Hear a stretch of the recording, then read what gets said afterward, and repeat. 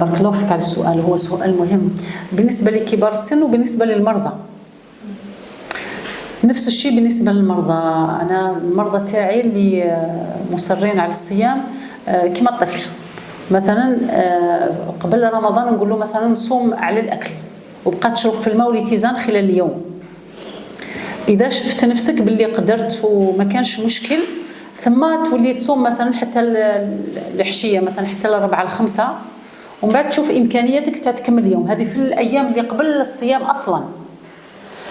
بالنسبة للكبار السن اللي ما يقدروش، عادة كبار السن نخافوا من لا ديزيدغاتاسيون، من أنهم ينشفوا من الماء، وبالتالي الماء هو اللي أساسي أكثر من الغذاء.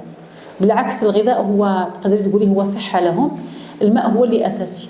والماء باش يكون فايدة للماء لابد أنه في وجبة السحور تكون طبق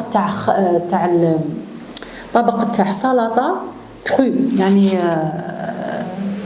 سلطة اللي ماشي طيبة يعني بدون طهو، لأنه أحسن ماء هو الماء اللي موجود في الخضار، زرودية، بطراف، بسباس، قزبر، معدنوس، هذه الأشياء، الخس بكل أنواعه. وبالتالي هذا الماء اللي موجود في الخضار هو اللي يشد للإنسان أكثر من الماء اللي يشربه. والماء كي يشربوا دائما على جرعات، بسم الله الحمد لله، بسم الله الحمد لله، بسم الله الحمد لله، حتى يكمل الكمية اللي يحتاجها الماء. لكل كيلوغرام الإنسان يحتاج 30 مليلتر من الماء، وبالتالي لابد أن ننتبه. كل جسم كان يحتاج لتر ونصف، لابد أن نأخذه بعين الاعتبار في وجبة السحور في وجبة الإفطار. ولما يجي الإنسان ينام واللي يكون زايد في الميزان يحتاج حتى 3 لترات من الماء، ولابد أن ننتبه إلى هذا.